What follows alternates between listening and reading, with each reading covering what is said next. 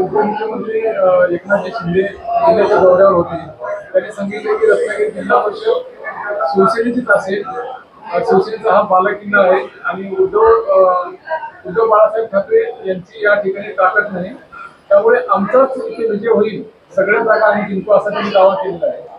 मुळामध्ये असं आहे की या रत्नागिरी जिल्हा परिषदेवरती गेली 25 वर्ष ही शिवसेनेची निर्विवाद त्या ठिकाणी सत्ता होती. 25 वर्ष पक्ष तेव्हा एक संघ होता. आज पक्ष फुटलाय म्हणून ते त्या ठिकाणी बोलतायत. आज त्यांचे आमदार आहेत, जिल्ह्यामध्ये 3 आमदार आहेत म्हणून ते त्या ठिकाणी बोलतायत. पण मी आपल्याला खात्री देतो की येणाऱ्या जिल्हा परिषद पंचायत समित्या हे त्यांना जितकं सोपं वाटतंय तितक्या सोप्यारित्या ह्या निवडणुका होणार नाहीत. शिवसेनेने काय मैदान अजून सोडलेलं नाहीये.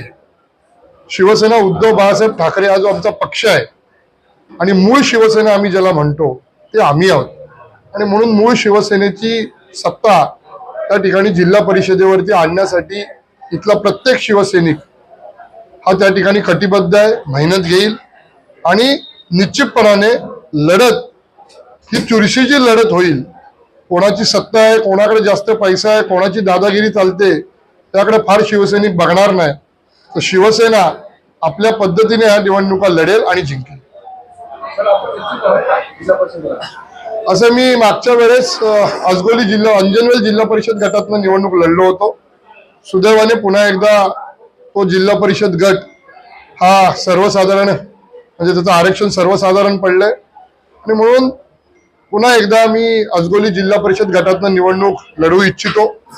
कारण मी त्या ठिकाणी गेली 5 वर्ष मी जिल्हा परिषद सदस्य होतो आणि 3 वर्ष निवडणुकाच झाल्या नाहीत.